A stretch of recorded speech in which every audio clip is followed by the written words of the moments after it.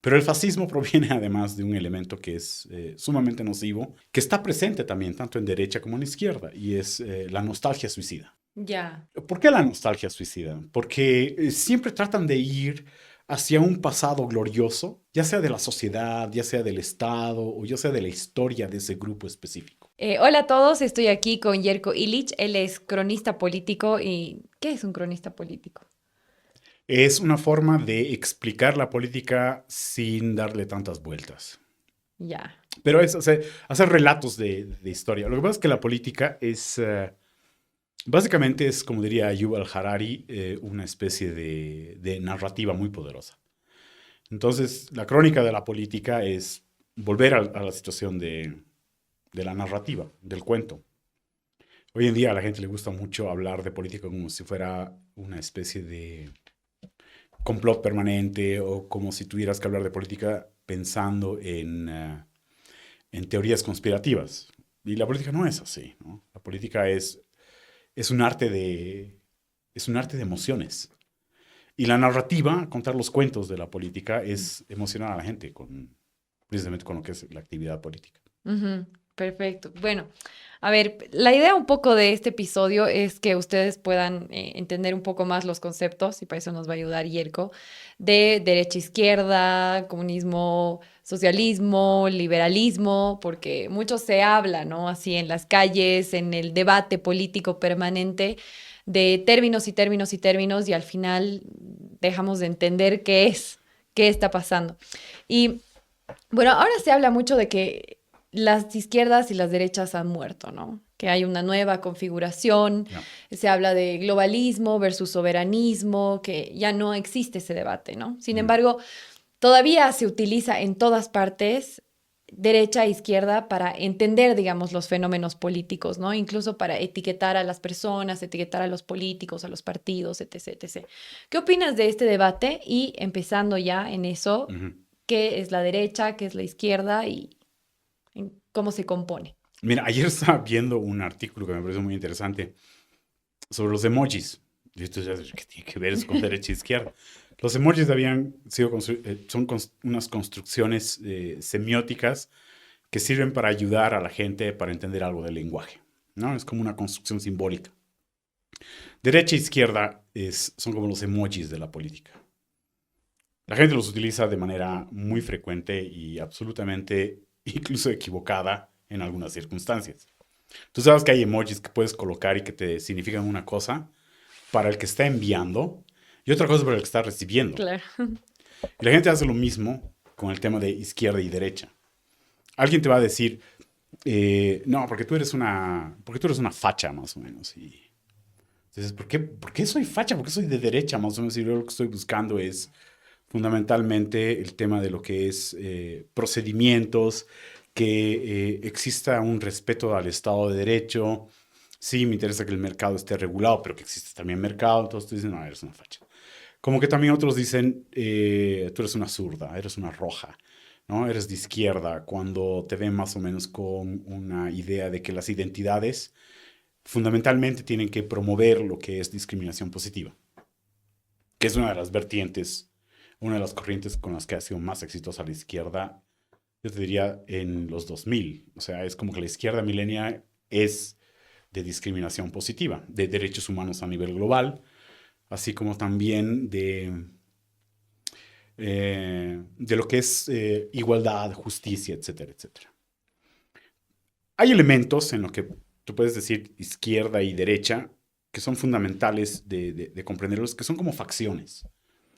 Eh, hay otra situación que hace la gente más o menos cuando utiliza definiciones de izquierda y derecha, y es que recurre mucho a la idea de lo que vienen a ser como barras bravas. Derecha e Exacto. izquierda son barras bravas, fundamentalmente. Las barras bravas no entienden cómo funciona el fútbol, no necesitan entenderlo, viven la pasión de eso.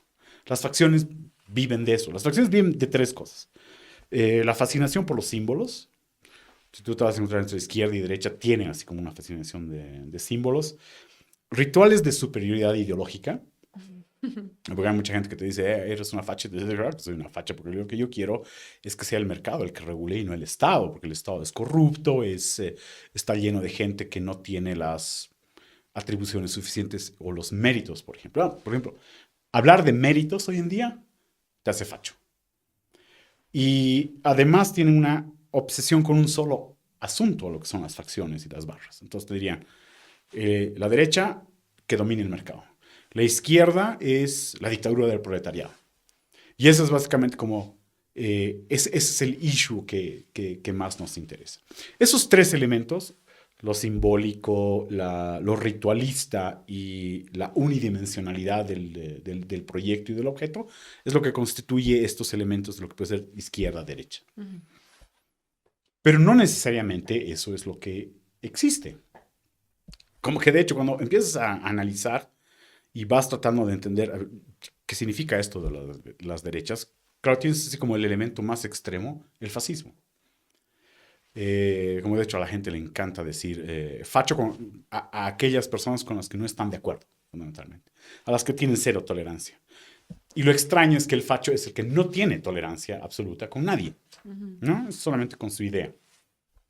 Pero el fascismo proviene además de un elemento que es sumamente nocivo, que está presente también tanto en derecha como en izquierda, y es la nostalgia suicida. Ya. ¿Por qué la nostalgia suicida? Porque siempre tratan de ir hacia un pasado glorioso, ya sea de la sociedad, ya sea del Estado o ya sea de la historia de ese grupo específico. Obviamente lo que hacen es tergiversar ese pasado. Los fachos más rudos, a ver, Mussolini, con el que se inicia esto, ¿no? Él hablaba más o menos de un retorno a una Italia imperial. Y por eso su objetivo más grande, no solamente de conquistar el Estado italiano, que era un Estado más o menos republicano, algo liberal, donde había una gran participación de los socialistas y de los comunistas, así como también de los conservadores, ¿no es cierto? Era volver a un momento en el que la Roma antigua tenía colonias. Entonces, claro, Mussolini promueve una especie de guerra de exterminio en África. Y con eso llama la atención de Adolf Hitler, porque Adolf Hitler también decía, bueno, hay que restaurar el pasado glorioso de la Alemania. Y confundía muchísimos elementos de lo que era ese pasado glorioso. En realidad, podrías decir que el pasado glorioso de la Alemania unificada era con Bismarck, cuando empieza a construir más o menos la idea de lo que era el Bund alemán, ¿no? Porque antes, o sea, Alemania era básicamente como una especie de chairo de pequeños estados o mini estados que, claro, seguían el ritmo o seguían la pasión de lo que era el Sacro Santo Imperio Romano. Entonces, se sentían herederos de eso. Y otro es Franco. Francisco Franco decía, bueno, tenemos que volver a la España de la gloria imperial, que fue un momento que hay un gran, bueno, se murió hace como 2 años atrás, Hugh Thomas. Era un inglés que estudiaba mucho los fenómenos imperiales de Inglaterra y de España, sobre todo en el tema de lo que era la colonia. Y él catalogaba a España e Inglaterra como imperios transatlánticos. Entonces, claro, la idea del franquismo es, volveremos a ser un imperio transatlántico. Cuando en realidad el tratamiento que existía para con lo que a nosotros que nos entendemos como colonias, no es que éramos colonias, éramos como parte del reino de España, éramos virreinatos, teníamos estatus cuasi de reinos, más o menos. Entonces, el tratamiento. De hecho, hay un libro muy interesante que es de Iwasaki, que habla cosas muy interesantes al respecto de lo que es los españoles y esta tradición imperial. No sabían quiénes éramos. No O sea, tenían. no somos colonia, dices. No, A teníamos ver, un o sea, estatus de virrey. entiendo, ¿no? Esto de los virreinatos, pero no era más bien el juego político, la estructura política colonialista o No. todo a ver, No, lo que pasa es que, a ver, un ratito nos detendremos ahí y luego claro, sí, vamos a seguir. el proyecto del imperio español, que era un imperio que estaba, esto también hay que entenderlo, era un imperio que estaba siendo construido a partir de lo que era la lógica de una familia alemana, que eran Ujú. los Habsburgo. Y para los Habsburgos lo más importante era tener territorios. No les importaba la conectividad política o, por ejemplo, el hecho de lo que es el imperio de la ley, el cumplimiento de las leyes dentro de lo que eran esos territorios. Era fundamentalmente tener territorios. Es por eso que en el momento más alto y de la cúspide de los Habsburgo, que es lo que en algún momento Hernán Cortés le decía a Carlos V, yo he hecho de ti, o sea, yo he hecho de España, además, ¿no es cierto?, un imperio en el cual nunca se oculta el sol.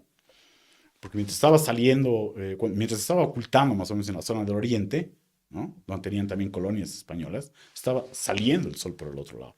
El sol nunca se ocultaba en el imperio español. Entonces la idea que tenían sobre lo que eran estos territorios era, bueno, muy bien, conquistarlos y hacer como una especie de poder dual y entregarles el poder a sus representantes. Entonces, estos representantes eran los virreyes. Al inicio el proyecto era conquista, colonia y evangelización, porque además estaban matrimoniados con la iglesia. A diferencia de lo que era el sistema de colonias inglesa, que Claro, bien diferente. emerge casi 70 u 80 años después del proceso español, para los ingleses era un tema de trasplante. Y ellos, de hecho, le llamaban plantaciones, plantation. Mientras que para España era conquista, colonia, evangelización, para los ingleses era una especie de plantaciones de sus propios súbditos. Con una connotación muy interesante, mientras que para los españoles había que reproducir lo mismo, por eso es, colonia era la reproducción de lo que era la cultura española y un poquito de lo que era el modelo de los Habsburgo. Y adentro Más del territorio. Y estaba el tema de la evangelización. Para los ingleses, el tema era deshacerse de los locos. Entonces, ¿y esto qué? Además era un modelo empresarial. Tú comprabas un ticket para poder tener territorio o tierra en el Nuevo Mundo, ¿no? Que además era un Nuevo Mundo muy culero, más o menos, para los ingleses, porque casi no tenían absolutamente nada, en lo que era comparativamente en riquezas para lo que eran los españoles. Pero además a los ingleses les permitió deshacerse de toda esa gente que vivía una especie de euforia y pasión religiosa extrema. Son momentos más o menos en que las guerras de la religión también estaban muy potentes en Europa. Y lo peor que tenían eran extremistas en ambos lados. Tenías extremistas católicos como tenías también extremistas protestantes. Lo más loco es que los protestantes tenían muchos más extremos, ¿no? El asunto es que para deshacerse de ellos y tener un equilibrio político en Inglaterra, empezaron a crear este tema de lo que eran las plantaciones. Ahora, tuvieron más o menos un golpe de suerte, yo te diría, casi 40 años antes de que se independice Norteamérica, con el tema de las producciones de tabaco y encontrar con algunos territorios en los que había sí, minerales, etcétera, etcétera. Pero para Inglaterra, por ejemplo, las colonias norteamericanas no eran ricas, no tenían prácticamente nada, solamente les servía para expulsar extremistas. Para los españoles, esto es lo que dice Iwasaki, no, los que se iban en algún momento al principio, que era cuando era la fase de la conquista, era precisamente agarrar la mayor cantidad de territorio y a partir de eso ver si podían generar algún grado de riqueza. Pero hay una cosa muy interesante. Por eso la composición de virreinatos. Si hubieran mantenido el esquema de colonia duro, los españoles no hubieran sobrevivido 50 años después de la conquista. Entonces, ¿qué es lo que hicieron? Se dieron cuenta que había que generar una suerte de descentralización, de autonomías especiales para estos territorios, que además eran extensísimos.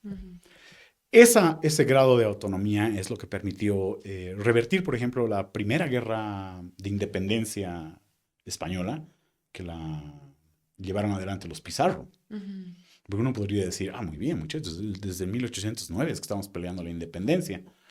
No, los Pizarros querían independizarse del Imperio Español porque querían, obviamente, ese territorio para ellos.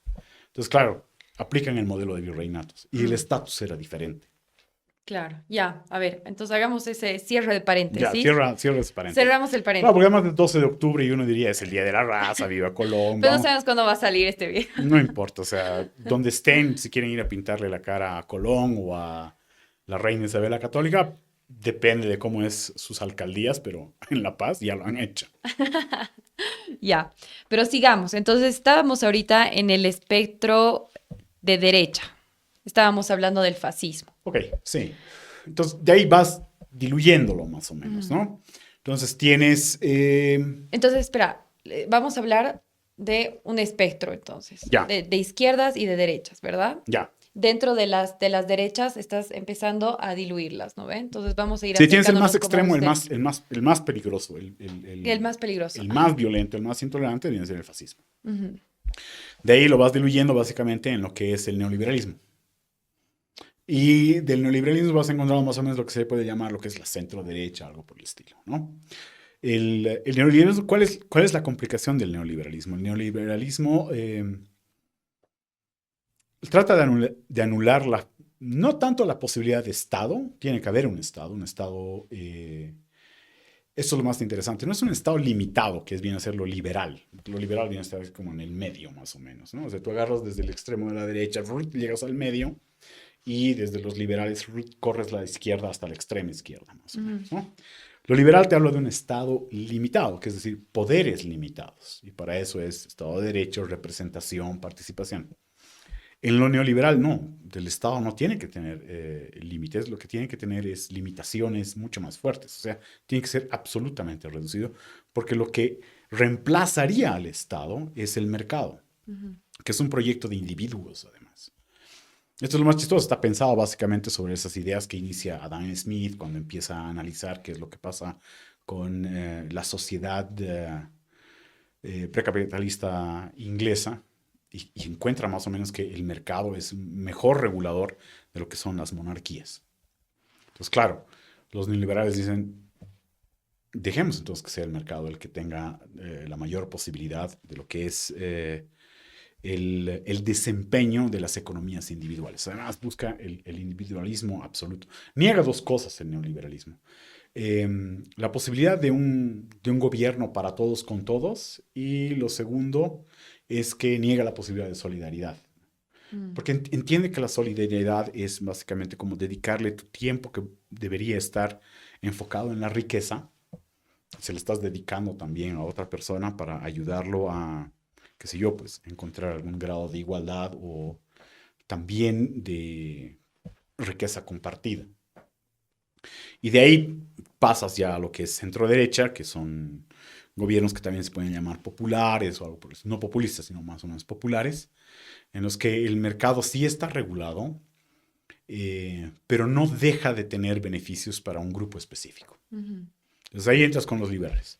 Los liberales, ¿qué es lo que te dicen? Lo que necesitamos es que exista igualdad de oportunidades, que exista un Estado de Derecho, que exista solidaridad, que exista una idea de conjunto, ¿no? Pero que en ese conjunto, aún tus características de individuo, no se diluyan. Entonces, tengas una especie de fuerza en común, pero no oculta dentro de lo que es la masa. La izquierda eso puede ser, le resulta como disfuncional, dicen, no.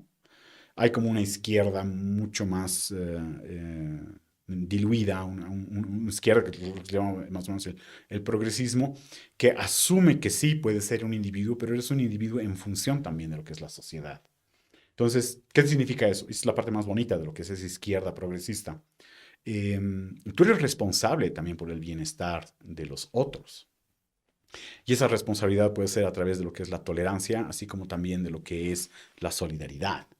Una solidaridad un poquito más en equipo. Y de ahí vas, ya tienes a los anarquistas, tienes a los comunistas, tienes a los guerrilleros, tienes a los socialdemócratas y yo creo que terminas con los populistas, ¿no? En la izquierda. En la izquierda, sí. Ajá. Ahora, sobre el gobierno de Milei, Ya. ¿no? O sea, sale esta nueva corriente libertaria que trata a veces de sacar muchos argumentos del liberalismo clásico. Ok, ya. Pero, ¿cómo analizas tú fenómeno Milei? ¿Cómo analizas la relación igual que tiene con este liberalismo que tú explicas, que sí tiene elementos como la solidaridad, por ejemplo, ¿no? Ujú. Que he escuchado muchos, la verdad es que no he leído nada sobre el tema, pero he escuchado muchos libertarios defender el individualismo por sobre el colectivismo, ¿no? Hay una demonización de repente al colectivismo. Entonces, a ver si puedes aclararnos un poco con respecto al gobierno de Milei y todo lo que está pasando en Argentina. Bueno, son absolutos negadores de la posibilidad de un Estado para todos, además, ¿no? Como que de hecho el Estado es hiper molesto para ellos, también en función de lo que es la tradición histórica que ha vivido Argentina. Eh, Tullio Halperin Dongi tiene un libro hermosísimo, que es una tesis que él saca más o menos en los 80, que se llama La larga agonía del peronismo en Argentina. Y el peronismo es una corriente populista, más o menos, en la cual, obviamente, mesiánica incluso, pero que rescata muchísimo de lo que es el mutualismo de los anarquistas y combina además eso con la fuerza de los sindicatos de los anarquistas y de los comunistas y la visibilización de los pobres o la visibilización de los, ¿cómo te puedo decir esto? De los que no la tenían tan fácil en la vida. ¿Ya? Entonces, ¿eso qué te genera más o menos? Te genera una burocracia del colectivismo, una burocracia de, en el cual el Estado está para promover fundamentalmente grupos corporativos que se autoidentifican como restauradores de la igualdad absoluta y de la justicia social, ¿no? La herencia del siglo XVIII y parte de lo que es el siglo XIX. También liberal. El asunto es que los libertarios de Milei lo que niegan es la posibilidad de esa burocracia solidaria, o lo que es peor, esa burocracia que se corrompe básicamente al servicio de lo que es grupos corporativos cada vez más pequeños que viven de rentar del Estado. La renta para ellos es lo peor que puede existir. Riqueza sí, renta no. Y el asunto es que, claro, que el Estado te regule la economía es lo más monstruoso para ellos. Eh, yo te comentaba en el preview más o menos que la raíz de Milei no creo que esté tanto en Hayek, Ayn Rand ¿Qué es lo que más cita mi ley? absolutamente, ¿no? Es Reaganismo puro, es Thatcherismo puro, básicamente, ¿no? Y Ya. es lo que decía. Individuo para sí mismo, el gobierno es mala palabra. Ahora, el proyecto Milei trata de resolver una situación muy conflictiva para los argentinos que parece ser que está presente por lo menos en los últimos 20 años, el tema de la inflación. Mm. Los bolivianos hemos vivido una hiperinflación. De hecho, el término hiperinflación es acuñada por periodistas bolivianos. Eh, Hiperinflación no se denominó, por ejemplo, al periodo en el que el Reichsmark estuvo por las nubes, más o menos. Se le llamaba así como inflación descontrolada, algo por el estilo. Pero hiperinflación es lo que nos ocurrió entre el 83 hasta el 85, que se empieza a aplicar la nueva política económica. La inflación en Argentina tiene un componente de espectro muy fuerte en la sociedad. Cuanto más inflación, ellos sienten que pueden desarrollar menos sus capacidades industriales, porque a diferencia de Bolivia, Argentina fue un estado hiperindustrial para lo que eran los términos o los parámetros latinoamericanos. A tal grado que eso es lo que dice Milei. Por eso también tiene componentes fachos, ¿no? Él habla de una nostalgia de una Argentina en que era segundo productor de cosas, era el tercer país en el mundo, más o menos con una economía saneada y estable, y eso es básicamente como volver al 1900. Entonces, esa nostalgia suicida en Milei es lo que está tratando de hacer a partir de lo que es borrar el fantasma de la inflación. Y para ello lo que necesita es la menor cantidad de Estado posible. Y con lo que se ha encontrado fundamentalmente es que es imposible. El Estado administra no solamente privilegios, pero también derechos. Y eso para la Argentina es imposible abandonarlo, ¿no? Sí. Y mucha gente dice, necesitamos un Milei boliviano. ¿Tú crees que se adecua el contexto nacional, el contexto político a lo que pasa en Argentina? O sea, a mí me parece que sí, casi imposible, ¿no? Que un personaje como Milei pueda surgir en Bolivia, al menos al corto o mediano plazo. Pero no sé qué opinas tú sobre ese Yo tema. digo que sí pueden surgir, pero es lo que yo te decía. Va a ser una facción que va a estar fijada en un solo tema y va a ser la inflación. La inflación para muchos economistas bolivianos es hacer reaparecer los dólares, ¿no? Y con eso ya como que se estabiliza todo. Van a ser propuestas de un solo issue. Van a tener simbologías muy fuertes en el tema de lo que es el Estado totalmente reducido. No sé si un Estado eficiente o un Estado eficaz. Lo estabas conversando hoy día en el café con el Diego Ayo. Posiblemente un Estado limitadísimo y chiquitito sea un Estado donde, o un gobierno más o menos, donde todo funcione por inteligencia artificial, que en algunos casos la mayoría de los bolivianos agradeceríamos, porque una de las cosas que le tenemos terror es hacer fila para el Estado. Pero yo no creo que vaya por ese lado. Otra cosa, la experiencia Milei, lo que están viviendo los argentinos en este momento, nosotros ya la hemos vivido. Y ha sido una experiencia de shock muy fuerte. Y eso es lo que se llama la nueva política económica. Es lo que se implementa básicamente en agosto de 1985. Además, Ujú. simplemente de manera inmediata que asume el gobierno. Hay un texto muy interesante, vale la pena leerlo porque también es una crónica política bonita. Es lo que escribe Naomi Klein sobre el capítulo boliviano en la doctrina del shock, Ujú. ¿ya? Que además es una situación que se experimenta en Bolivia y luego se va reproduciendo en los países. eh, Se reproduce en Polonia y luego se reproduce, se aplica en los países que estaban abandonando el bloque de la ex Unión Soviética después de la caída del muro del 89 con luces y sombras, absolutamente. En Bolivia genera una especie de trauma muy fuerte, de trauma terrible, que te lleva a situaciones de colapso social y no de colapso económico, se logra recuperar un poco la economía, pero también porque había otros factores en los que intervienen. Y de ahí ya hay unas reformas estatales a la estatalidad boliviana para tratar de hacerla moderna. Y luego entramos al momento premoderno de la estatalidad boliviana, en la cual el populismo asume básicamente la idea de que nada, no se trata de un Estado, no se trata de un gobierno, sino se trata de un jefe. Lo que también te comentaba, ¿no? El proyecto Evo Morales es más un proyecto guerrilla trasplantada de la experiencia cubana antes de lo que podría ser un populismo peronista o un populismo de Getúlio Vargas en Ujú. el Brasil, ¿no? Ya. Desarrollemos esta parte de la guerrilla Ok, que estábamos conceptualizando antes y con eso ya empecemos a entrar al espectro de la izquierda, ok. digamos. Porque no sé si luego podemos volver, saltar y hacer lo que queramos, pero si quieres volver después al espectro de la derecha, buenísimo. Pero ahora podemos empezar así. No, yo creo que a la derecha hay que dejarla ahí en su sopa de odios y de elucubraciones de cómo vamos a reducir el Estado y a ver si nos ayuda la inteligencia artificial y si mi ministerio van a ser 8 ministros reemplazados por GPT o algo por el estilo, ¿no? Que pueda funcionar de mejor manera. A ver, Cuba es un proceso muy interesante. Hay un texto aquí que es Sí, aquí ha traído el Yergo de sus Hugo textitos. Pipitone. El título es fantástico porque se llama La esperanza y el delirio y es el estudio de las izquierdas en Latinoamérica. Ujú. Entonces, claro, Pipitone cuando habla de lo que es el proyecto guerrilla te menciona como 3 elementos fundamentales. A ver, déjame, voy a usar mis apuntes tácticos, Buenísimo. como diría Manolito. ¿Qué es lo que tienes más o menos con guerrilla? Tienes pasión y mortificación. Hay una suerte así como de pasión religiosa por lo que podrías tú hacer en el futuro. Y eso es lo que se llama más o menos la religiosidad del fin último. Y luego tiene otro componente, porque claro, como es guerrilla, es un grupo en armas. Entonces tiene este componente de militarización de la razón por la fuerza. Y eso es lo que te convierte más o menos en un proyecto más de culto.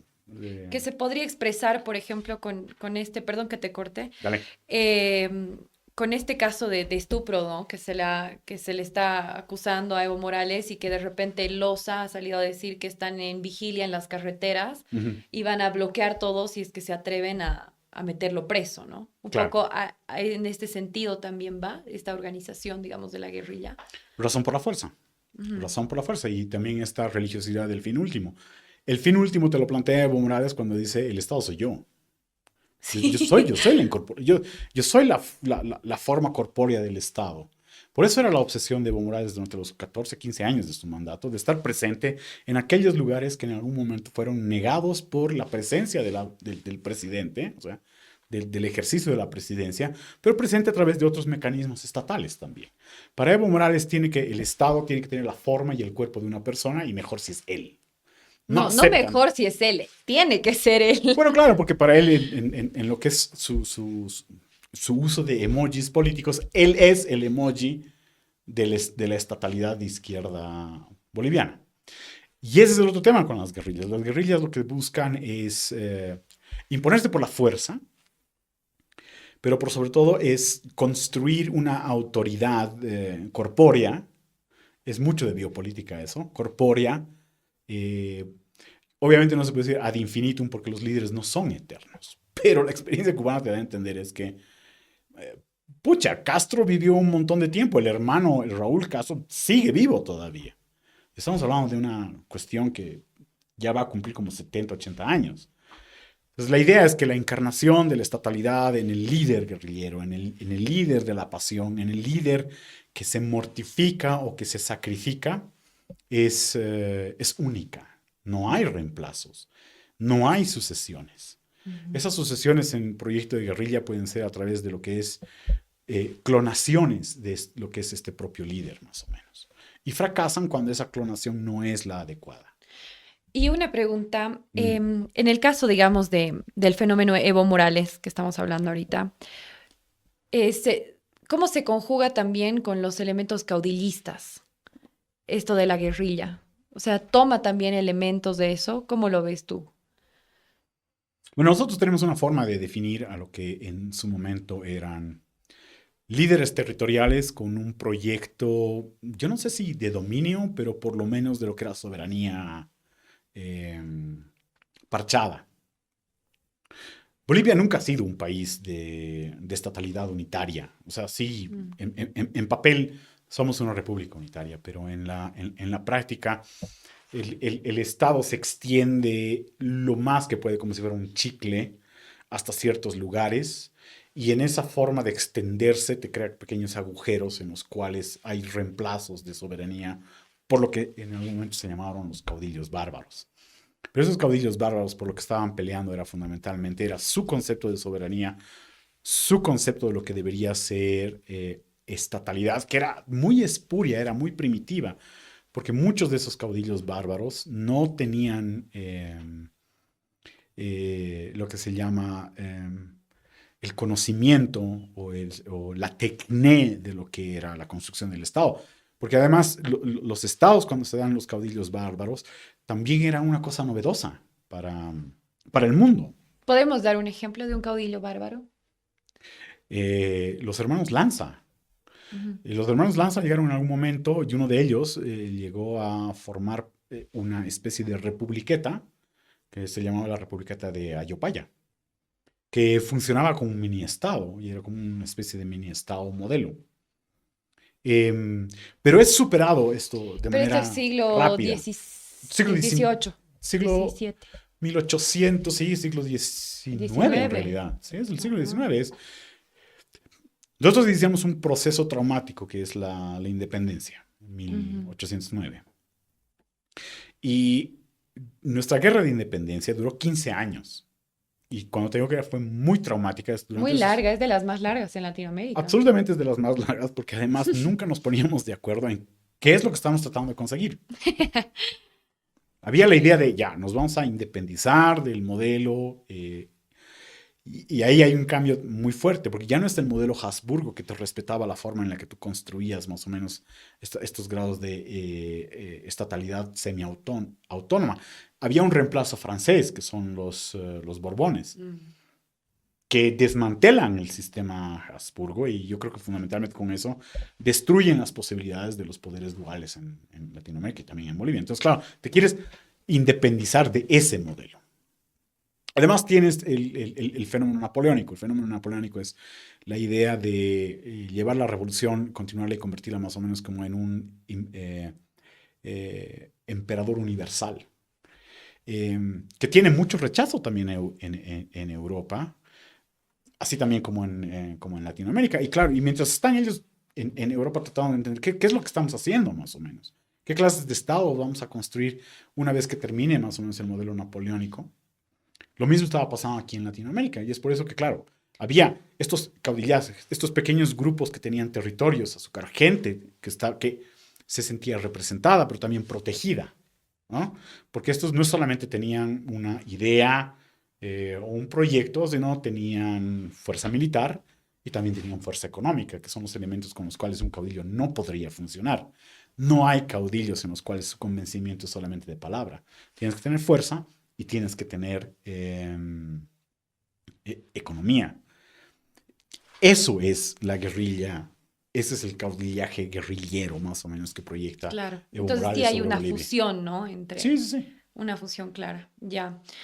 Esto, y la guerrilla dentro del espectro de izquierda, ¿dónde la situarías? La guerrilla es es uno de los elementos más extremos. Así como te has planteado el fascismo, más o menos, dentro de lo que es el espectro de derecha, yo creo que guerrilla es el elemento más extremo que existe dentro de lo de la izquierda. ¿Y por qué? Porque por este componente de emoción o de pasión, que es casi religioso, es como estar afiebrado constantemente, no admite disensos, Sí, ¿no? Están absolutamente claros, más o menos, ellos en que su proyecto es el verdadero y el único. Ese es el gran problema. Fidel Castro tenía una frase que decía, ya una vez que se inicia el bloqueo contra Cuba, él decía, el disenso es traición. O sea, vivimos en un estado de sitio y por lo tanto el disenso es traición. Y trataba a aquellas personas que pensaban de manera distinta o alterna o que por lo menos crítica al proyecto guerrilla cubana, ¿no es cierto? Como no solamente desertores, sino como enemigos. Y además hace las cosas, o sea, pedagógicamente simplifica la política. Creo que es uno de los grandes errores que cometemos ahora. Tratamos de simplificar la política o lo político y eso no se puede. Entonces, claro, lo que hace la guerrilla es simplificar entre leales y enemigos. Y los enemigos pueden ser globales, como también pueden estar al lado tuyo, pueden ser vecinos. Entonces, lo que tú construyes con un proyecto de guerrilla exitoso, cuando llega más o menos al gobierno, es una sociedad en la cual todo el tiempo todos están vigilando y todos están denunciando. y que hay muchos elementos similares con lo que decías del fascismo. Sí, la O sea, al intolerancia final fuerte. de cuentas, digamos, en estos dos extremos, sus formas de operar y sus lógicas también de poder tienen muchas más similitudes que diferencias. Es lo que nosotros llamamos, si tú haces más o menos, la política no es como una cuestión así horizontal, ¿no? Las facciones de las que estamos hablando no son horizontales. Pero tienes fascismo aquí en un extremo y a este lado guerrilla.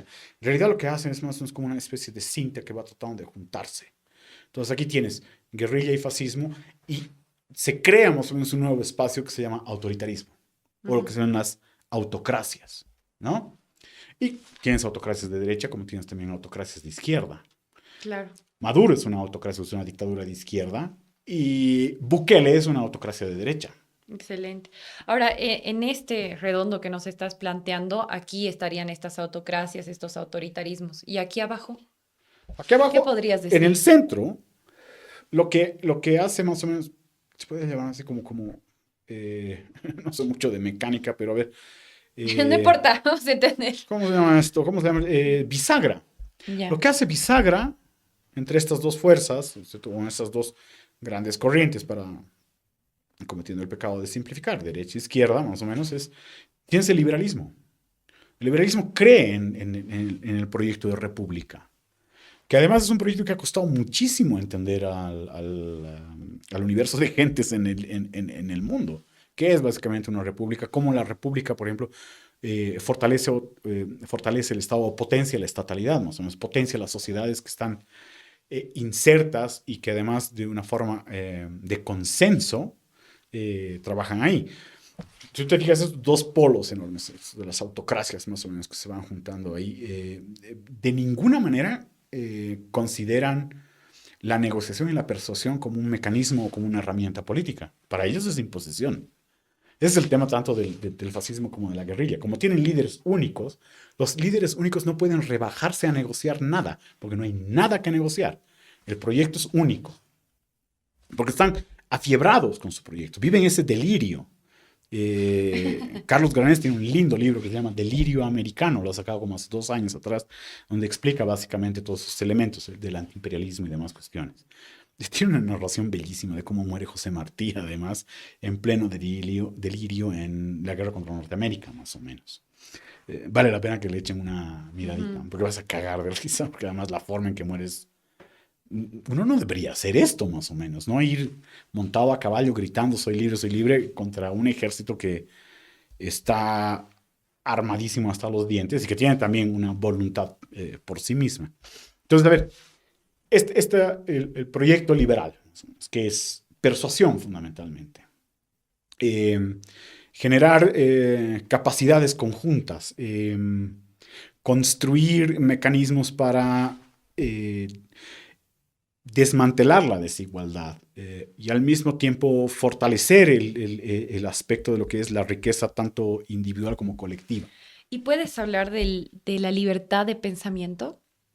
Que se Absolutamente. supone que recoge mucho el liberalismo, pero esta Sí. gente que dice, ay, soy liberal, pero justo en cuanto hablas diferente, ya estás traicionando, Eres el enemigo. ¿no ve? Entonces, eso quiero que entiendan. A ver, Ya, si son liberales, sí, el proyecto ¿cómo es el tema de la libertad de expresión? A ver. fundamental. Hay cuatro libertades universales y fundamentales dentro de lo que es el proyecto liberal. El primero es de expresión, ¿no? El segundo tiene que ser de culto. El tercero es libertad respecto a lo que es la escasez. A ver, ¿qué significa eso? Que puede haber pobreza y puede haber desigualdad, pero la libertad de esto no es que tú digas, los pobres son pobres porque quieren. Ya. Es una frase muy gringa, ¿no? Y es una barbaridad. El pobre es pobre porque le da la gana, más o menos, porque no se levanta temprano por la mañana y empieza a chambear como nosotros. No es cierto, o sea, méritos y privilegios están en algún momento también muy, muy enlazados. Y el otro que tiene que ver con lo que es esta libertad respecto a lo que es el miedo. Los proyectos liberales entienden también que el Estado tiene cierto grado de fuerza, cierto grado de violencia que tiene que ser administrada científicamente. Y ahí están los límites a la estatalidad. Una estatalidad que te impone, por ejemplo, ricos y pobres, no es un proyecto liberal. Una estatalidad que te impone, por ejemplo, amigos y enemigos, no es un proyecto liberal, ¿no? Son proyectos autoritarios. Entonces, claro, los liberales o los anarcocapitalistas o lo que se quieran denominar hoy en día, son absolutamente intolerantes con expresión, culto, el tema de lo que es escasez o riqueza y también lo que viene a ser con lo que es miedo y paz. Perfecto. Porque quieren imponerse. Ujú. Ya. Y de nuevo voy a utilizar esta tu analogía, ¿no?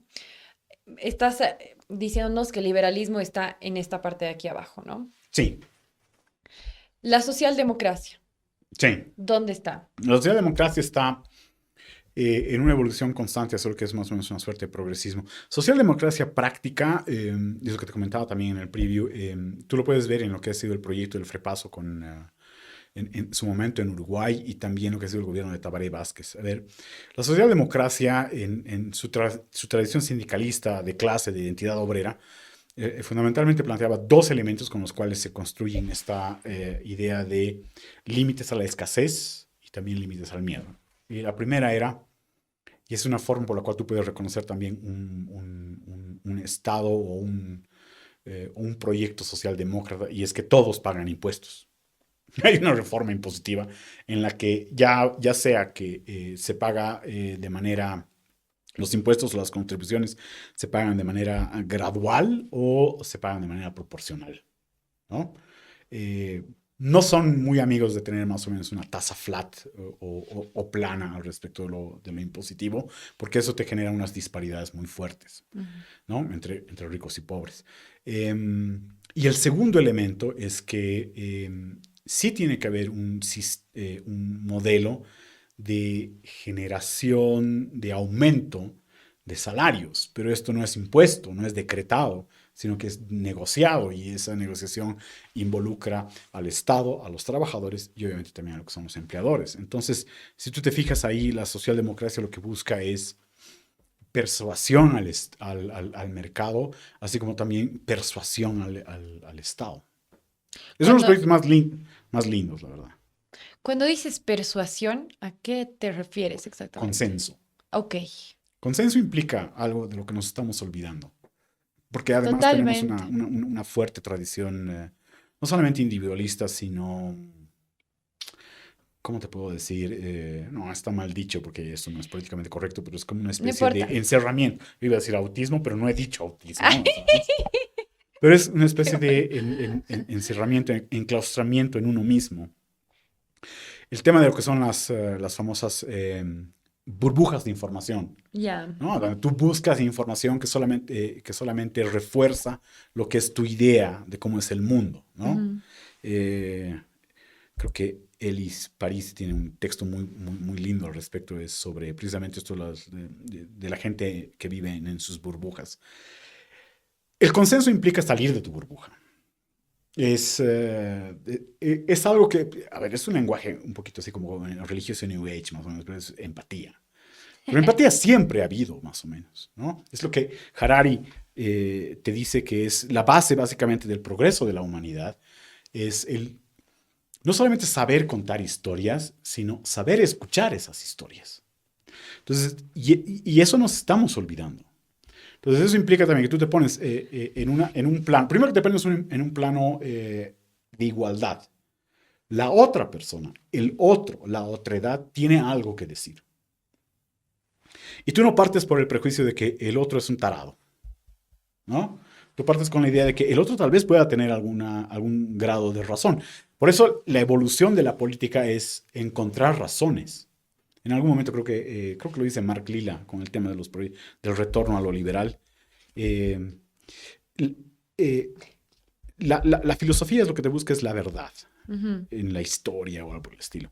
Pero la política lo que hace es, te busca la verdad en la razón. Y esa verdad es consensuada. Claro, tú puedes decir, pero eso lo hace todo más o menos como relativo, ¿no? Y sí, puede ser.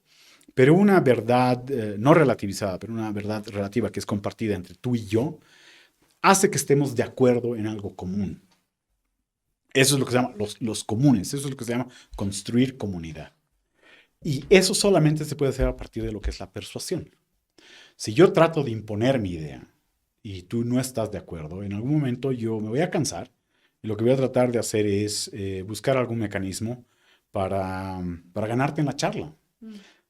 Y si yo te gano en la charla, tú te vas a ir con la idea de que has sido derrotada, o como nos decimos los bolivianos, nos han mamado. Y por lo tanto, el acuerdo producto de esa mamificación no se va a respetar. Y con eso rompes más o menos la idea de que es comunidad. Ya, Y lo que es peor es que rompes la posibilidad de un futuro en común. ya.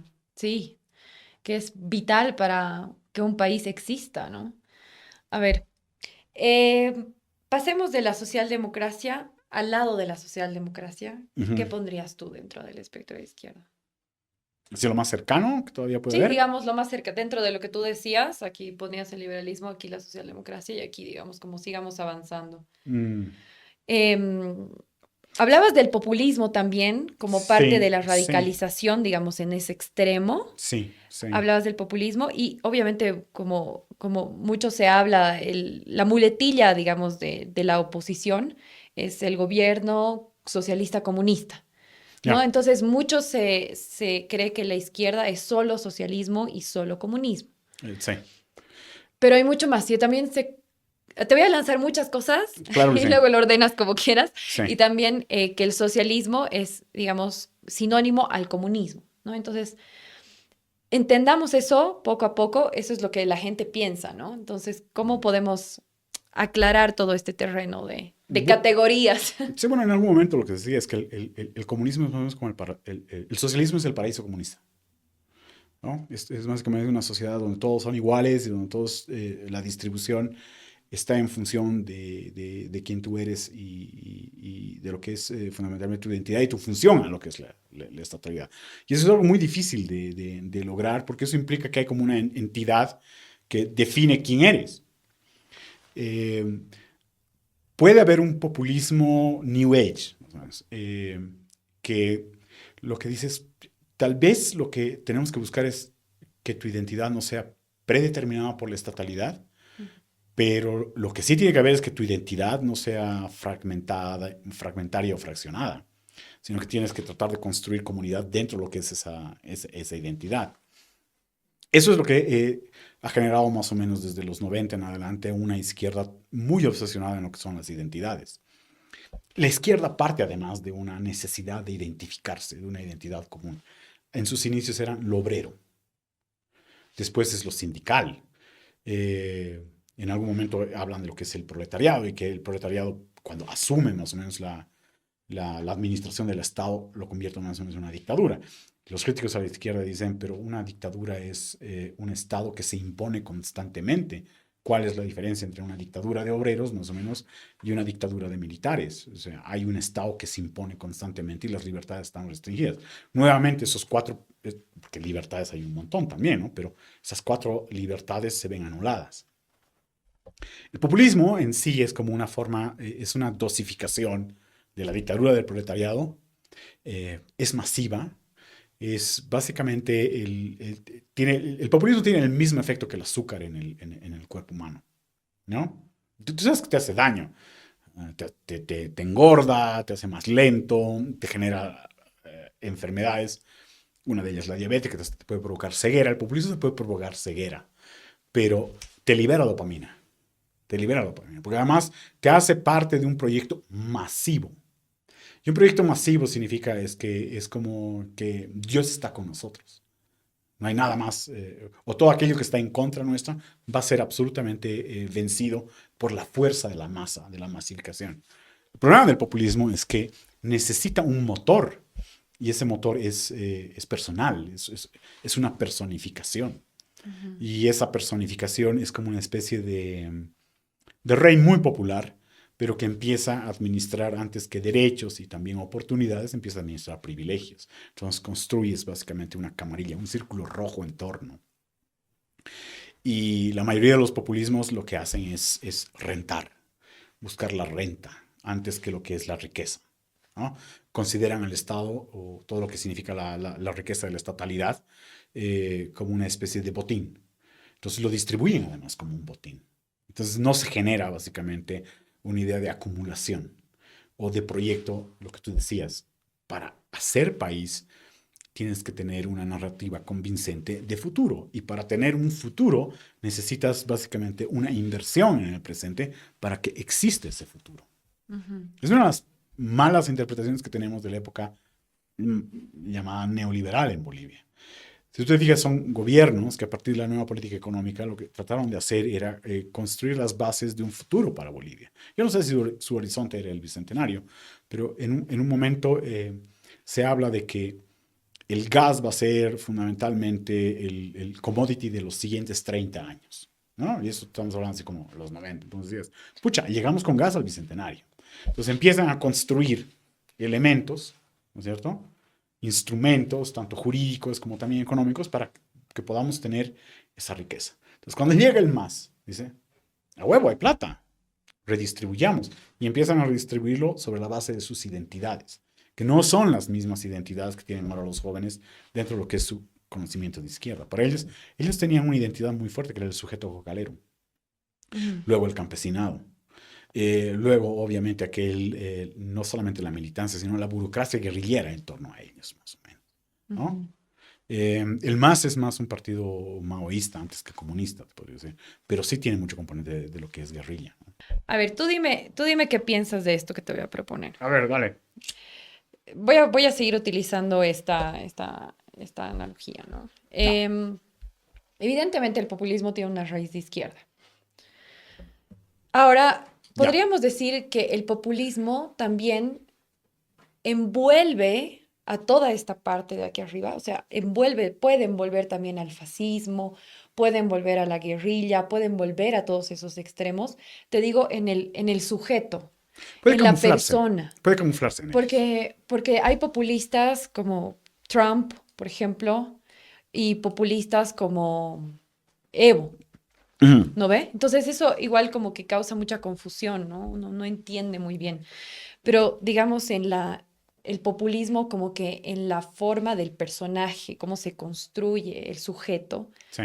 por el cual alrededor se construye todo lo demás.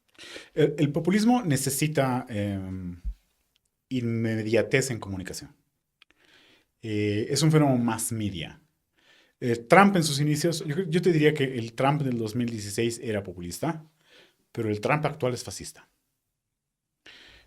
Y es eso básicamente con lo que van a tener que lidiar los norteamericanos en menos de un mes. Si se van por un proyecto fascista, o si van a tratar de aceptar la posibilidad de una especie de gobierno de centro, pero con posibilidades también de consensos y persuasiones, ¿no? Con el elemento simbólico de primera presidenta mujer, primera presidenta negra, y todas las cosas en las que Kamala Harris es primera, ¿no? Primera presidenta con endorsement directo de Taylor Swift y las Swifties, que es algo fundamental. Es más media es lo que construye al populista, porque domina el espectro de la escucha. El populista captura La demanda. Conoce la la demanda demanda de, la demanda de emoción. de El emoción. populista es como una especie de, sí, de capturador de emociones para él, hacia él y desde él. Y necesita más o menos secuestrar tus oídos, necesita secuestrar tu visión, necesita secuestrar tu atención. Con el fascista tú lo que puedes tener es que una vez que has secuestrado tu atención, ya lo único que necesita el fascista es tu anuencia y tu disponibilidad para luchar por él o por el proyecto. Ujú. Y eso puede ser muy complicado. Porque donde hay fascista, hay siempre antifascistas, ¿no? Y también el antifascismo requiere más o menos de ese sacrificio, más o menos, que Ujú. es derrotar esa corriente tan violenta y tan fuerte. El populismo de Evo era eso.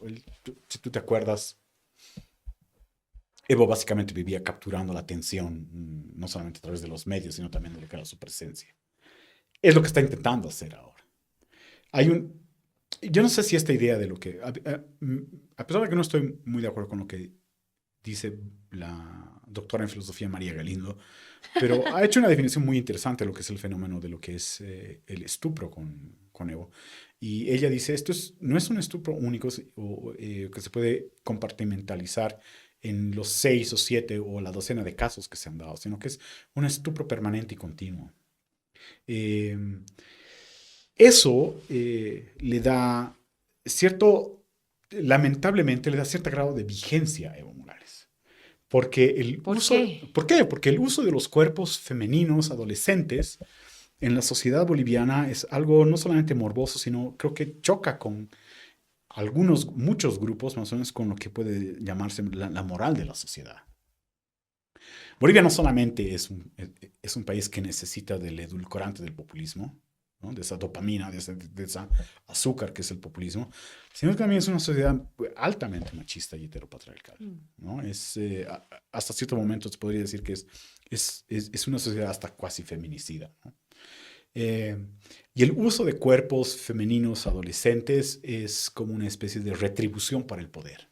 Eso es lo más dañino que Evo Morales está logrando.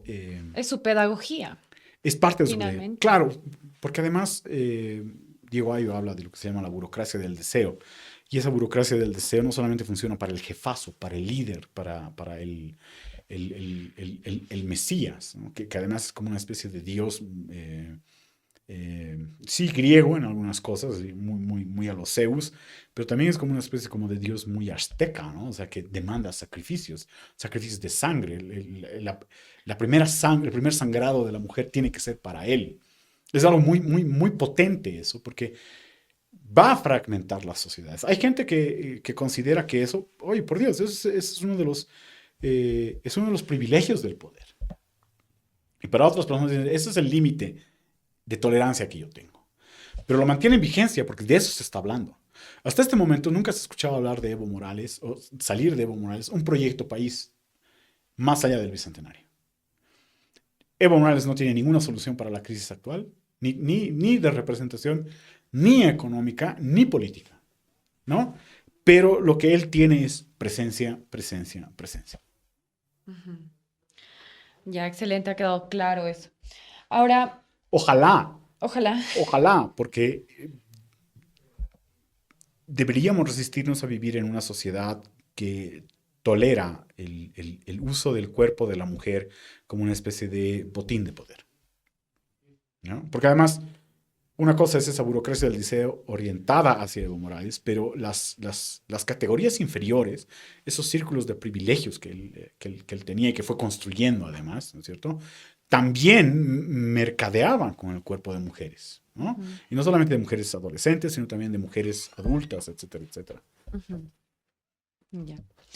Ahora, bueno, espero que no los estemos aburriendo, pero hay Cambian de canal, pues, entonces pasan al fútbol.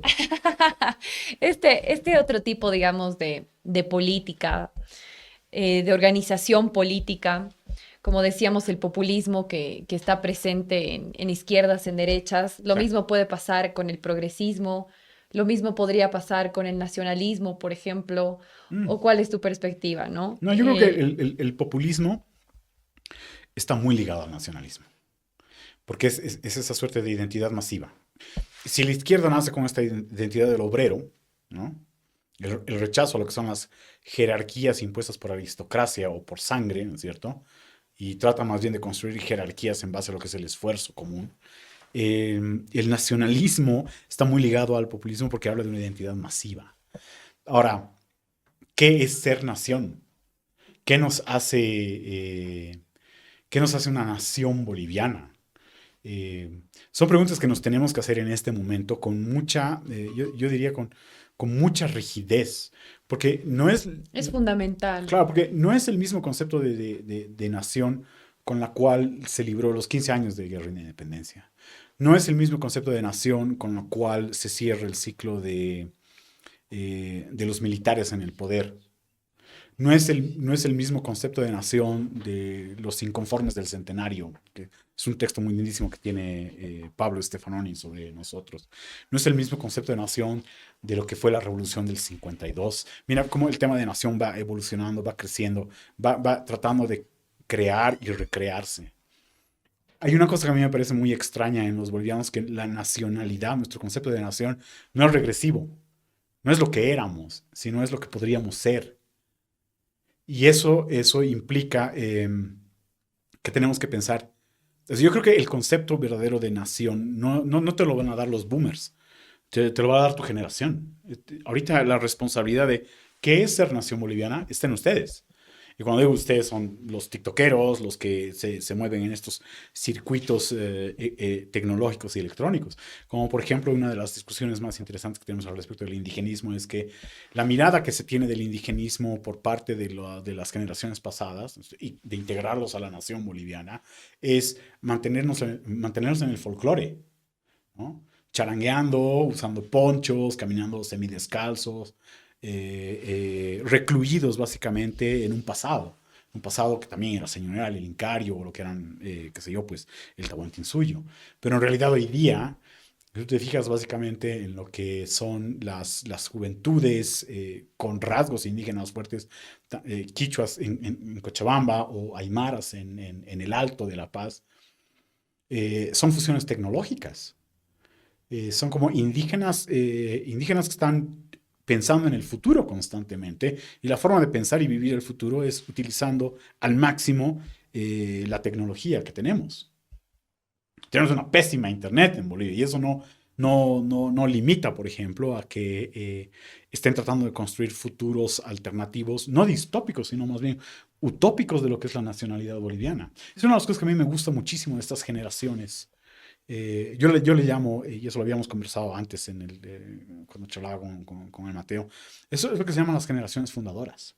Sí, eso, justo he visto el episodio que han hecho con Sí, Presente.vo. Si no han ido a ver lo que hace Presente.vo, vayan a ver, está ahí su canal de YouTube. Igual un agradecimiento a ellos que nos han prestado el espacio. Háblame más de la generación fundadora. Está como finalizando un ciclo, iniciando uno nuevo, ¿a qué te refieres? yo creo que está iniciando. Son, son generaciones que hacen un reboot con la nacionalidad y con la estatalidad. Son jóvenes, y entendiendo esto de juventud, desde, yo te diría, bueno, la generación fundadora de la República Boliviana, era una generación que estaba comprendida entre los 14 hasta los, fundamentalmente 28, 30 años, incluso hasta los 33. más o menos. Luego está la generación refundadora post periodo de caudillos militares. Luego está la generación fundadora del 52, que todos eran jóvenes más o menos. Y está ahora, yo creo que esta. Tiene una responsabilidad muy grande la generación fundadora, porque es una generación que tiene que, suena horrible tiene que, porque yo me estoy desligando de esa responsabilidad, ¿no? Pero es una generación que viene con una responsabilidad muy fuerte de construcción de identidad nacional Mm. y esto que es muy importante, proyecto de futuro. Ahora, vinculémoslas, por ejemplo, a ver, esta generación bicentenario y la generación de inicio, la cero, eh, son generaciones muy cansadas y ansiosas. Es muy extraño esto, porque a ver, la generación fundadora venía de 15 años de guerra. Es un episodio muy traumático en todas las familias de esa Bolivia. Y sin embargo tuvieron más o menos el deseo y el deseo, la voluntad y la capacidad de construir un Estado, yo te diría, muy superior a lo que estaban viviendo más o menos los otros países que también se independizaron casi una década antes que la nuestra.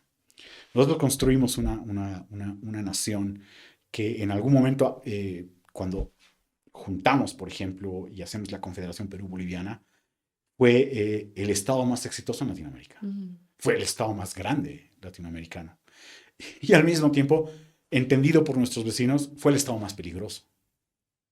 Solo que esa generación, cuando ya logra construir lo que es con Santa Cruz, es la Confederación, ya se agota. Entonces, claro, O sea, se agota, se cansa, dices, la generación. se extingue. Se extingue. ¿Y qué es lo que queda? Son estos vecinos que nos ven como una amenaza, que empiezan a pelear en contra de nosotros. Y como hay una generación agotada, ya no hay respuesta. Entonces se pierde la confederación, Mm. ¿no? Se pierde esa gran posibilidad. No solamente nos ha pasado a nosotros, les ha pasado, por ejemplo, a la generación fundadora de la Gran Colombia, que en algún momento llegó a ser la Gran Colombia, ¿no? Pero que también las guerras internas, las luchas, el agotamiento hace que se desmembre. La generación fundadora del 52, que proviene básicamente de esta guerra malamente pedagógica, que fue la guerra del Chaco, ¿no? Que te da a entender más o menos que Bolivia no es solamente un territorio andino y con subestaciones o subplantaciones en el oriente, ¿no? Sino que hay un horizonte y hay un corredor en común, más o menos, ¿no? La incorporación de clases que hasta ese momento el Estado no miraba, Ujú. indígenas y campesinos. A pesar de que esto lo decía Filemón Escobar, nosotros después del 52, en tema de identidad, nunca habíamos pensado, por ejemplo, en los indígenas, siempre habíamos pensado en lo que era la clase obrera, los mineros, el magisterio, todo lo que eran estos los enormes sindicatos que integraban la Central Obrera Boliviana. Incluso Bueno, hay, los campesinos, pero sí estaban ni instrumentalizados, tanto, no, digamos, no, en el MNR, no los ¿no? miraban a los campesinos como parte de lo que era esta fuerza revolucionaria o fundadora. Es por eso que los campesinos en algún momento dicen, a través de la Confederación Sindical de Trabajadores Únicos y Campesinos, la CSUTCB, dice, ¿para qué quiero estar yo con la Central Obrera Boliviana? Y empiezan a hacer las alianzas campesino-militares, por ejemplo, ¿no? Ajá. Y es lo que, ¿cómo te podría decir? Es como que dispersa más o menos esa conciencia de clase que en algún momento se dio, es cuando se agota básicamente esa generación fundadora y ahí vuelven a entrar más o menos los gobiernos militares, ¿no? De carácter autoritario, que subutilizan a lo campesino con la idea de que campesinos los van a convertir en agroindustriales. Ujú. Ya. Y ahorita, para cerrar, Sí, sí, sí, no sí, darte sí. tanto la lata, pero ustedes son una generación que está agotada y cansada porque vive un estado de ansiedad permanente. El hecho de que en algún momento a ver, el gobierno del Evo yo creo que es uno de las deudas enormes que tiene el gobierno de Evo, es que les ha robado futuro. Ha aumentado la precarización, ha aumentado la informalidad, la distribución de las riquezas no se ha dado como tenía que darse y encima no hay un proyecto de inversión para que en el futuro los jóvenes puedan ser integrados no solamente a la estatalidad, sino también al mundo económico de lo global. Es más, esta lucha antiglobalización ha hecho que este aislamiento los tenga a ustedes en un estado permanente de, ¿cómo se llama el fenómeno que hemos vivido? De confinamiento como Ujú, pandemia. ujú, Es como si ustedes nunca hubieran salido del confinamiento. ujú. Sí. Y sin embargo tienen una enorme responsabilidad para la reconstrucción de estatalidad y de identidad nacional. Ujú. Sí. Ya, a ver, bueno, vamos a ir cerrando un poco las ideas que estamos lanzando aquí. Em, si tuvieras que definir el gobierno del MAS desde el 2005 hasta el 2025, Ujú. en cuanto a lo económico, en cuanto a lo político, a lo social, la lógica de organización, porque sí mencionabas de la guerrilla, ¿verdad? Sí. Pero, ¿y la lógica económica? ¿Cómo la ves? O sea, sí, evidentemente es estatista, pero hay otras lógicas también que se mueven. Por ejemplo, la falta de impuestos a los ganaderos, ¿no? Ok. Que no hay, que uno pensaría que hubiera puesto impuestos para todos, pero les ha sacado a los ganaderos, a los cocaleros. Entonces, ¿cómo lo ves tú? ¿Cómo podrías leer? Es una pregunta bien compleja, pero a ver, A ver, para tratar de, no simplificarlo, pero sí, pero para ponerlo también en lo que debería ser el horizonte de discusión. Es un proyecto de irresponsabilidades, porque busca la planificación centralizada de la economía por parte del Estado, ¿no? Esta masificación de empresas estatales, el Estado muy presente dentro de lo que es el sistema económico. Hay un fenómeno muy interesante en esto, lo que son guerrillas y populismos, más o menos. Los opositores o los anulas o los conviertes en clientes, o es decir, los haces como una especie de clase clientelar. Y eso es lo que ha hecho básicamente Evo Morales. O sea, hubo anulación de opositores, pero también clientelización de grupos opositores. Te digo que es irresponsable porque mientras que trata de planificar y de tener una imagen simbólica de un Estado dentro de la economía, al mismo tiempo abandona la posibilidad de integrar a los informales dentro de la formalidad.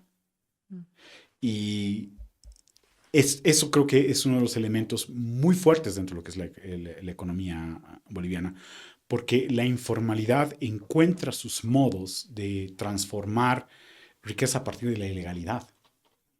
Entonces, tú puedes tener un Estado que aparenta ser muy fuerte en lo que es distribución de riquezas o por lo menos determinar qué es riqueza que van a administrar o con la que van a privilegiar o con la que van a cooptar y al mismo tiempo desproporcionadamente tienes un sistema de informalidad que ha hecho básicamente que la renta de lo ilegal sea básicamente con lo que tú vas a tener que lidiar los siguientes 20 o 30 años, porque vas a tener que desmontar eso. Porque lo siguiente que ocurre es que estos grupos ilegales ya no necesitan legisladores para desmantelar legislación que los persiga, sino van a necesitar legisladores para crear normas, ¿no? Que los beneficien. como un estilo de lobby, digamos, al estilo gringo, digamos, con otras Sí, sí, lógicas, sí, sí. ¿no? Ahora, fíjate, los grandes cabilderos, los grandes lobistas en este momento son interculturales, son las federaciones, sí, pues llamarse los cooperativistas auríferos mineros, los contrabandistas y todas aquellas formas de ilegalidad que renta. Y con eso tú no puedes construir no puedes construir un futuro, porque a la larga lo que ellos van a hacer es botinear el Estado, desmantelar el Estado. Mm. Ya, bueno, a ver, entonces, tú mucho has repetido que no simplifiquemos, ¿no? Más bien la política, justo cuando se habla de política, la idea es complejizar más para entender que quizás no sabemos mucho Ya. y hay que acercarnos un poco más al conocimiento, ¿no? Entonces, volviendo a la primera pregunta que te hacía, qué tan útil, Sí. qué tan útil son las izquierdas y las derechas hoy en día? ¿Qué tan útiles son para utilizarlas? Quizás deberíamos empezar a quebrar ya estas categorías, empezar a complejizarlas más, salir un poco de este juego que a mí se me hace así como un fantasma de la Guerra Fría que nos sigue persiguiendo, Mm. mucha gente anclada todavía en su imaginario entre capitalismo versus comunismo, ¿no? Y a veces estas categorías de derecha e izquierda siguen aumentando este anclaje en Mm. algo que ya no existe, o una lógica global que no existe, que no responde ya a lo que pasaba en la Guerra Fría, ¿no? Ahora con toda la globalización, la tecnología, Ujú. etc., etc., etc. Entonces, ¿qué dices tú de las categorías de derecha e izquierda? Yo creo que la forma más... esto es difícil también de expresarlo, pero a ver, la mejor manera de desinfantilizar o despuerilizar la política es que se abandonen las categorías de facciones simplificadas. Es como que dejar de utilizar los emojis en política. Ok, Es empezar a utilizar lenguaje, lo- yo te diría un lenguaje normal, un lenguaje más inteligente incluso para la definición y lo que significa esto. Porque tanto derecha como izquierda, como modelos en estatalidad y en política tienen costos y esos costos no necesariamente los asumen las generaciones que las implementan, esos costos los pagan las generaciones posteriores. Ahora, voy a seguir Carlos Granés y Hugo Pepitone. O sea, la mejor manera de desmantelar estas simplificaciones es quitarles el componente delirio.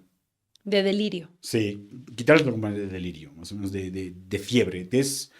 ¿Cómo se llama? Esto es como meterle un paracetamol a la política, más o menos. Volverla seria, volverla adulta. Está muy infantilizada, está muy Gracias. de barra brava. Sí, Está muy de parece barra. fútbol. Sí, sí, y es como que en cada partido te juegas más o menos como la clasificación, a qué, más o menos. Entonces, sí, hay que quitarle el componente de delirio, y ese componente de delirio es muy importante porque es como que bajarle dos rayitas a las emociones en la política. Ahora, hay una cosa muy interesante, tú creo que estabas participando con este grupo de gente, los de Unámonos, y mostraban Mm, más o menos sus estadísticas al respecto de polarización, pero te has dado cuenta que los bolivianos en delirio, que andan polarizados, son poquitísimos. mm. Eso significa que tienes que volcarte a ver más o menos aquellos bolivianos que son moderados. Y el futuro de la política pasa por la moderación y la reinstitucionalización. Que Es implica consenso. consenso, pero es otro tema. Quitarle el delirio a la política es dejar de que la gente asuma que la política tiene un rostro único. Se podría llamar, yo no sé, es descorporeizarlo más o menos, ya no estoy inventando el término, pero quitarle un cuerpo único, Ujú, humano a lo que es la política y darle más o menos una imagen de procedimiento, que en realidad esa es la definición de democracia, son procedimientos. ya. Y por lo tanto, también ir dejando estas categorías infantiles de zurda, de facha, de zurdo, de facho, para simplificar lo que una persona piensa o lo que una persona es. Sí, porque al final tu club se reduce básicamente a tú, ¿no? Entonces te quedas solo, te quedas absolutamente solo, ya nadie te quiere invitar más o menos a nada, ¿no? Y si Ujú, estás tratando de hacer más o menos que las cenas o los almuerzos familiares sean así más o menos como una guerra, tampoco tiene mucho sentido. Al final terminan diciendo comer en tu cuarto. claro. Y eso es lo que puede pasar a los bolivianos. A nivel latinoamericano y a nivel mundial es, ya, coman ustedes solitos en su cuarto, más o menos. A nosotros no nos interesa participar con ustedes porque están todo el tiempo en delirio permanente. Bueno, no sé si es una cosa solo de Bolivia. Creo que fenómeno, hermanos latinos con la misma con las mismas heridas, compartimos Los muchos delirios llevan, problemas, claro, muchos delirios, muchos traumas. eh, los delirios se contagian. Sí. Y fíjate que también tu generación es una generación que nace en esas fiebres revolucionarias o transformadoras. Me estoy acordando del octubrismo en Chile, el 2019. Me estoy Mm, acordando del fenómeno masivo de jóvenes en Nicaragua, en Colombia, los rollerciños en Brasil. Por ejemplo, algo que te toca a ti, pero la generación de los pañuelos verdes en Argentina. mm. Primero que no hay una juventud despolitizada. Los jóvenes están altamente politizados. Algunos están en delirio y otros están en proyecto. Entonces la idea es básicamente que estos proyectos sí lleguen a tener no solamente voz y voto y representación, sino decisión. Ahí una de las cosas que más me emociona, o sea, no estoy delirando cuando digo esto, pero sí me emociona positivamente, porque la política también es emociones positivas, es que esta generación fundadora, la tuya, sea la generación reemplazo también. A mí me encantaría que el 2025 el 80% del Parlamento sean menores de 30 años. Porque ahí sí tú dices, hay un proyecto país. Ellos sí van a asumir esa responsabilidad. No me interesa tanto que los candidatos superen los 60 o los 70 años, pero en la medida en que estas candidaturas puedan ver más o menos en la juventud, no un instrumento de revalidación, sino más bien una suerte de aliados de identidad de futuro, ahí yo creo que sí tendríamos una enorme oportunidad. Ya, una luz al final del túnel. No, mentira, bien, Que puede ser un tren, bien dramática. eso decía Winston Churchill. Sí. Bueno, gracias, Yerko, por tu tiempo. No sé si quieres decir algo, una última No, o cosa. sea, ya los he embadurnado con un montón de cosas. ¿Cuáles son las últimas recomendaciones? Bueno, lean lo más que puedan. Tiene que ser una generación lectora y crítica, además, ¿no? O sea, está bien Colin Hoover, más o menos, pero amiga, Carlos Granés, Hugo Pipitone, Alberto Vergara y otros. Aquí. Aquí sí, eso sí, deberían leerlos más o menos, ¿no? Ya, perfecto. Ya, Vale. gracias, gracias, Yerko. Ya saben la recomendación, leamos un poquito más. Y eso es todo. No se olviden compartir el video, suscribirse al canal y hacer todas esas cosas que se tienen que hacer cuando consumes YouTube.